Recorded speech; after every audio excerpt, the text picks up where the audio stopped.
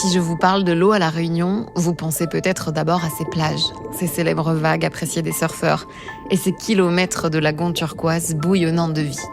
Mais l'eau ici prend bien d'autres formes. C'est une force mouvante, indomptable et impétueuse. Elle modèle l'île, creuse ses ravines, nourrit les champs et les forêts tropicales. Mais derrière cette beauté, l'eau est aussi une source de tension. La sécheresse frappe de plus en plus sévèrement, entraînant des coupures d'eau qui bouleversent la vie des habitants. Les Réunionnais doivent aussi vivre au rythme des cyclones, parfois dévastateurs. Ici, l'eau donne le là, mais pas question de se laisser faire pour autant. Pour dompter l'eau, s'y adapter, vivre avec et la préserver, la population s'organise. Elle récupère la pluie, détourne les trop-pleins et apprend, pour les plus jeunes, à connaître et protéger la ressource. Je suis Lola Fourmi, je suis journaliste sur l'île de La Réunion depuis plusieurs années et aujourd'hui, c'est toutes ces solutions que je veux vous faire découvrir. Bienvenue dans La Réunion, à l'épreuve de l'eau, un épisode du podcast L'eau, notre bien commun.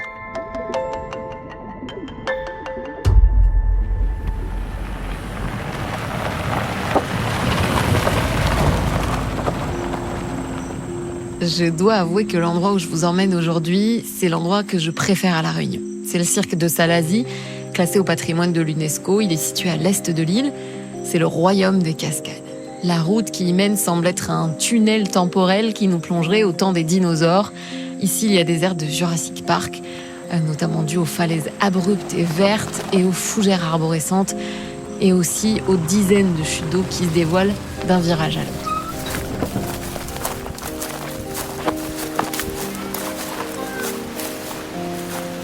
J'ai rendez-vous avec Élodie. Élodie, c'est une Réunionnaise née à Saint-Benoît, dans l'Est. Elle a décidé, après des années dans l'Hexagone, de revenir s'installer sur sa terre, et plus précisément à Salazie. Elle y est devenue agricultrice avec son mari, et elle a tenu à me partager sa passion pour les paysages du coin. Nous sommes juste à côté de la rivière. Cette rivière, nous, on l'a découverte avec nos enfants. On est venu s'y baigner, prendre du beau temps. Ça nous ressource, ça nous fait du bien. Et le fait d'être entouré de nature, ça nous rappelle à quel point nous sommes tout petits. Ça fait du bien de ressentir ça. Salazie, en fait, c'est là où on peut enregistrer vraiment des records pluviométriques. D'ailleurs, en avril 2022, c'est là où on a enregistré un record de pluie sur Salazie à Maravieille Place, là où on se trouve. La période des pluies ici, ça y va. Donc on a toute l'émotion qui vient avec parce que les cascades, la pluie, ça réveille chez nous des choses. On a envie de cuisiner à la maison. On se dit tiens, on va se mettre à cuisiner parce que c'est pas un temps à sortir. Donc ça nous rappelle aussi des souvenirs d'enfance. Voilà, c'est une histoire, l'eau sur le cirque de Salazie. Oui. On va aller voir votre terrain du coup ? Oui, avec plaisir. Avec plaisir.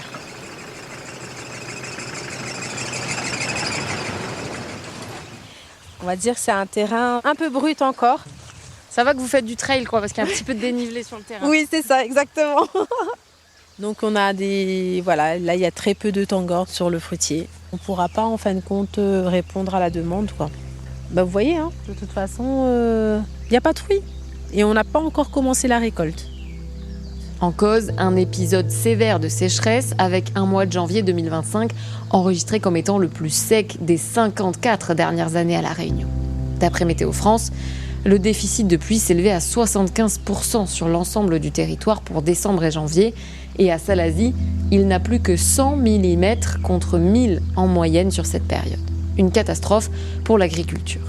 Et les fruits n'ont pas vraiment l'aspect, ils n'ont pas vraiment grossi comme les années précédentes. Je vous disais, on n'est pas vraiment irrigué en eau, mais par contre, on peut voir qu'il y a une citerne de 100 000 litres, plutôt une belle citerne, je dirais, qui nous a servi d'appoint en eau pour pouvoir arroser un peu les cultures, mais ça n'a pas été suffisant parce qu'aussitôt arrosé, aussitôt ça s'évaporait. On voyait vraiment les arbres en détresse, quoi, on peut dire, parce que c'était vraiment très très sec. Donc c'est pour ça que face à l'épisode de sécheresse qu'on a eu récemment, on réfléchit à quelle culture privilégier qui accepte à la fois des périodes de sécheresse comme de pluie. Voilà, une autre façon de s'adapter au terrain et aux aléas climatiques. En fait, sur Salazie, depuis quelques temps, pendant la période estivale et puis récemment, on a des coupures d'eau. Depuis le basculement des eaux aussi. Vers l'ouest ? Voilà, c'est ça. Ah oui, le basculement à l'est, c'est un important sujet de polémique. Le basculement, c'est un immense système de canalisation qui traverse l'île de part en part en prélevant de l'eau à l'est, région traditionnellement pluvieuse et agricole, et la transfère vers l'ouest, territoire sec et cœur économique et touristique de l'île. Un dispositif dont les travaux ont commencé en 1980 et se sont achevés en 2014. Ces derniers mois, avec la sécheresse, la responsabilité de ce basculement dans le manque d'eau a été pointée. Donc c'est pas évident non plus en tant qu'habitant. C'est-à-dire qu'on ne va pas non plus utiliser de l'eau en abondance. On voit que l'eau, c'est une ressource quand même très précieuse. Mais c'est vrai que quand il s'agit en période de chaleur, d'aller prendre une douche ou des choses comme ça, ou le matin au réveil pour aller au travail, il n'y a pas d'eau. Prendre la direction sud sur rue des Girofliers vers rue des Vanilliers. Pour répondre à cette problématique, le département vient d'annoncer le déploiement dans le cirque de Salazie de 1000 citernes de 3000 litres d'eau chacune. Mais quels foyers vont en bénéficier ? Est-ce que ce sera suffisant ? Les habitants s'interrogent. Moi, je redescends, toujours dans l'Est. J'ai rendez-vous maintenant à Saint-Benoît, une commune qui a été particulièrement touchée par la sécheresse et par les coupures d'eau. J'ai rendez-vous avec Alain et sa famille. Eux, ils se sont équipés il y a longtemps déjà d'un système de récupération d'eau de pluie.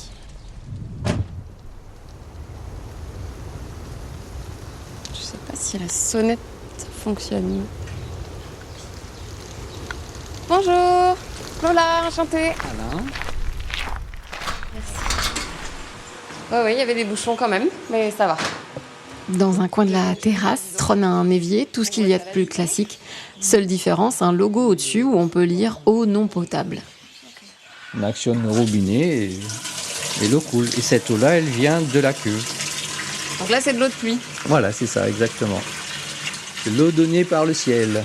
De l'eau donnée par le ciel, mais surtout récupérée et réutilisée pour des besoins essentiels du quotidien, comme le raconte Alain, professeur de mathématiques réunionnais. Je suis Alain, j'habite Saint-Benoît depuis 2015, une maison qu'on a fait construire pour venir habiter, pour nous rapprocher de nos lieux de travail respectifs, ma femme et moi. Donc là, vous vivez avec votre famille dans cette maison.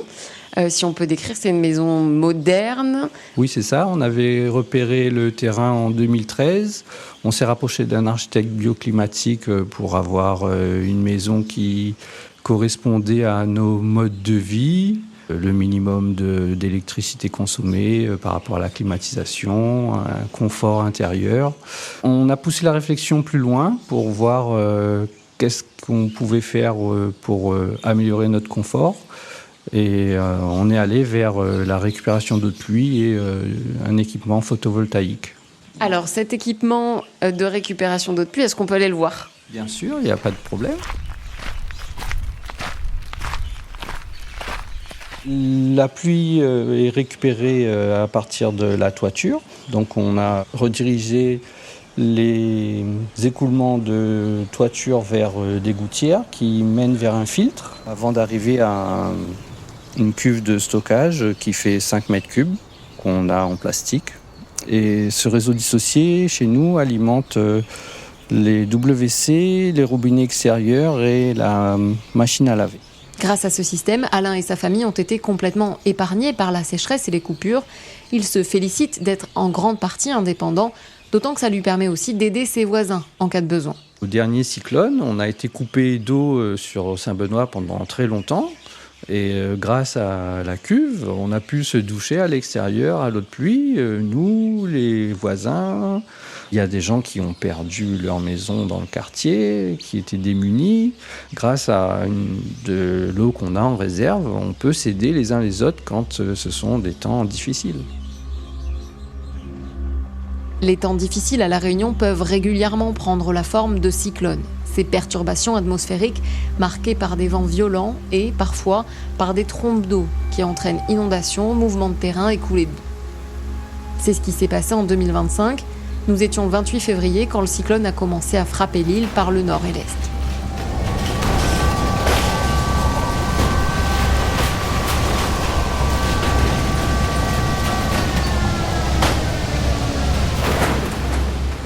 Au total, il a coûté la vie à 5 personnes et a ravagé des habitations par centaines. Quelques jours après le cyclone, j'ai eu l'occasion de rencontrer Patrice. Il habitait dans le quartier de la Colline à Saint-Denis, un endroit paradisiaque niché au cœur d'une ravine, mais en zone rouge. Patrice a accepté de me raconter cet épisode traumatisant. J'étais à la maison, à 10h30, a commencé à foncer. Moi, je me suis dit, là, ça va être la cata. Et j'ai dit à ma famille, mes frères et sœurs, cousins, cousines et consorts, il faut partir. Parce que l'eau m'arrivait là. Arrivé un tout petit peu plus loin, il y avait une barrière avec des tôles et tout ça. L'eau commençait à monter. Moi, j'avais un pied de biche. J'essayais de démonter. C'était impossible. Je dis, bon, je vais mourir. Je retourne la tête. Parce que j'avais dit mes frères et sœurs de suivre. Ils voyaient qu'il n'y a plus personne. Bon, ils sont bons. Ça y est. Mais moi, j'étais bloqué. C'était impossible de démonter. Après, j'ai repris le courage des mains. J'ai poussé la barrière avec les tôles et tout ça parce que ça commençait ça m'arrivait là. Et tout est parti, moi avec. Après, j'ai pu m'agripper et rentrer chez mon frère. J'attends.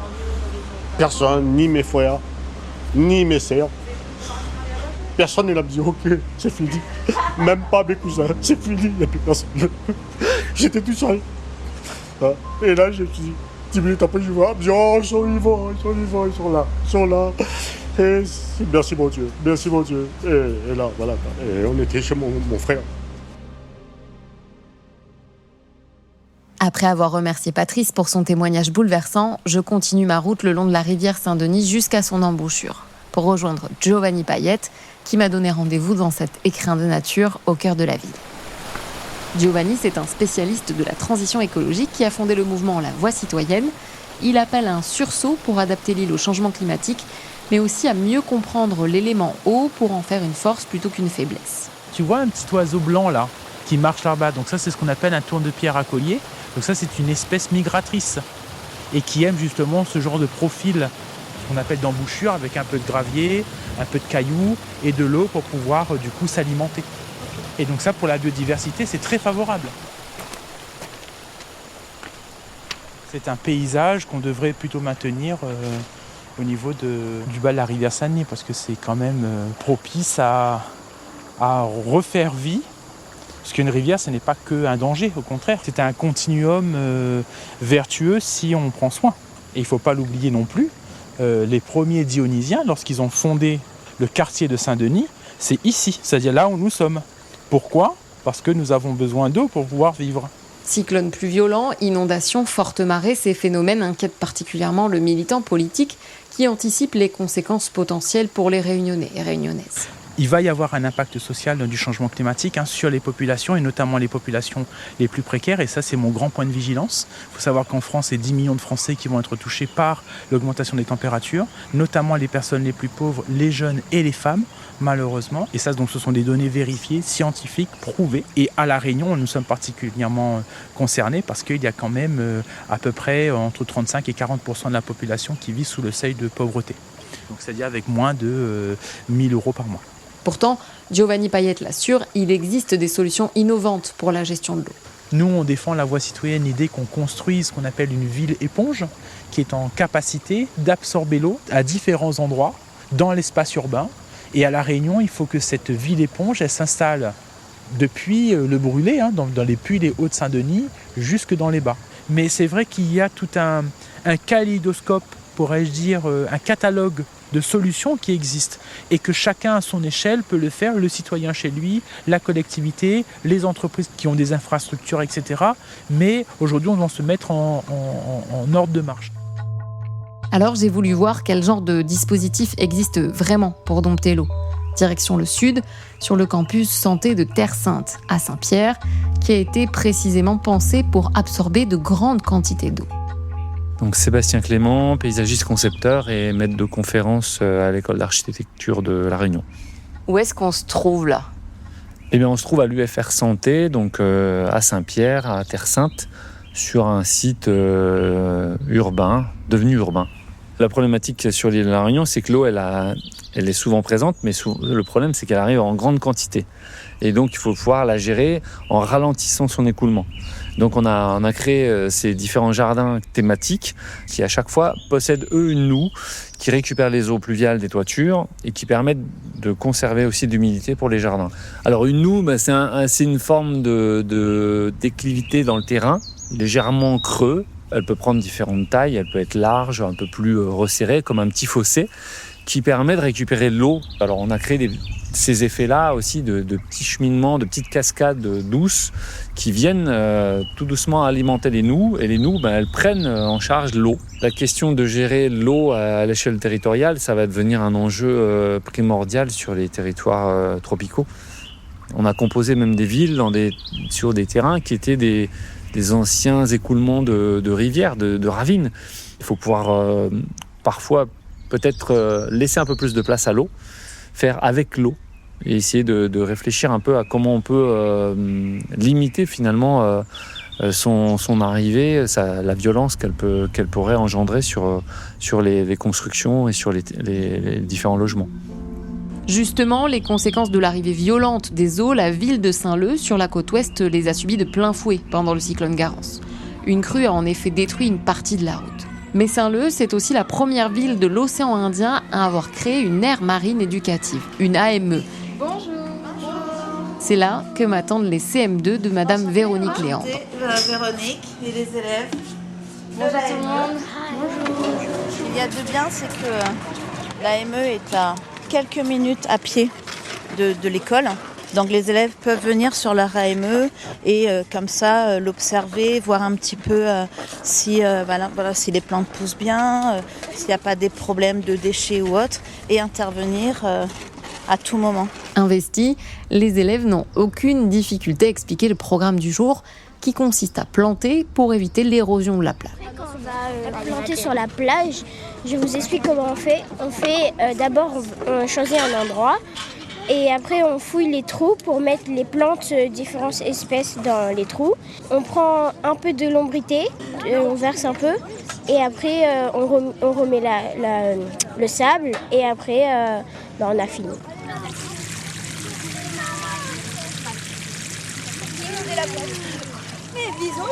Inondation.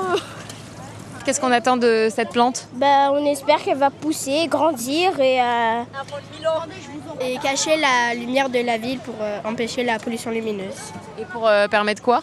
Qu'on a plus de tortues sur les plages. Est-ce que vous avez déjà vu des tortues, vous ? Oui. On a déjà relâché des tortues avec un partenaire qui s'appelle Kelonia. On en a relâché une qui s'appelle Co, qui a été pêchée accidentellement. Elle avait un hameçon coincé dans l'œsophage.